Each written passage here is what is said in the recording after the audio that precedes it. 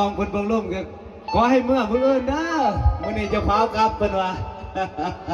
เนาะให้พักผ่อนก็จะนี่มื้ออื่นจะคอยเมื่อคอยว่ากันเนาะเนาะ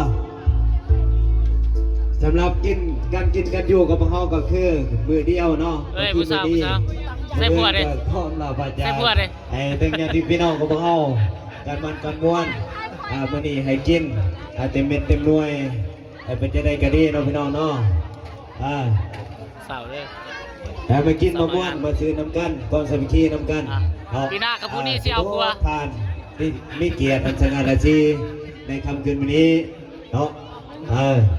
สำหรับข้าพเจ้าเองก็ขอถือเป็นเกียรติปีนี้ใครออกหนึ่งปีหน้าที่ใครออกสองเนาะขอบประธานขอกินสิ่งยังเด็กอัตยาใส่ขอบประธานสิ่งยังประสวนสิ่งยังก็ขอขอบคุณขึ้นกองวะเนาะสาวดักจึงเฮาเด้อเจ้าเอาพวกคนใจเด้อทั้งอาจจะผ่านทั้งตกกับสปายเนาะให้เกียรติครับอบาทพัดไปเนาะให้แก่ครูสังคมครัวไปว่าซะเด้เนาะสารแล้วเราหอบประทุกันเลิกนี่ดอกกระชิบบอกทั้งอาจจะบอกจะซะเนาะ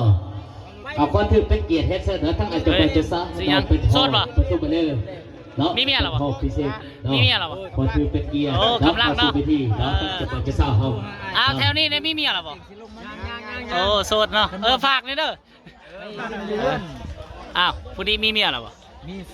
เมีย4 คนแล้ว4 4คนเป็นเกียรติเฮ็ดเสนอทั้งจะบอกจะซะฮะเราหยอกเด้อ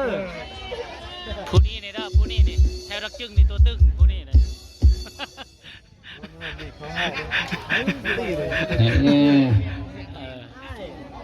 ทั้งจะบอกจะซะออกมาแล้วเนาะทั้งประธานแขกที่เป็นเกียรติทุกภาคส่วนแต่จะบอกจะซะได้เฮ็ดยักกันบ่ได้เนาะเอาเฮ็ดยังบ่ได้ออกมาก็ได้หอมแก้มบ่ลำวงแต่ว่า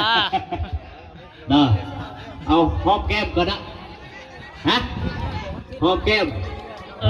บักตัวนั้นเนาะเอาช่วงนี้เราทั้งบริแขกบริท่านเขาทุกภาคส่วนเนาะแต่ว่าอยากเฮ็ดจะบอกจะเศร้าบ่ฮักกันซ้ำใดเนาะช่วงนี้ก็จะบอกทั้งจะบอกจะเศร้าเนาะหอมแก้มกันเนาะจะบอกจะเศร้าเขานี่พร้อมบ่พร้อมบ่โอ้พร้อมมันจะได้นะ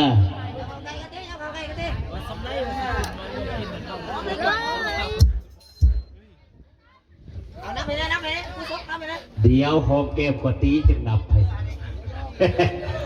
ช่วงนี้ก็จะบอกให้ทั้งจะเศร้าเนาะหอมแก้มจะเบาเนาะเลือกเอาเด้อเบิ้งสายหรือเบิ้งขวากันเลือกเอาเด้อช่วงนี้จะเศร้าพร้อมแล้วปะ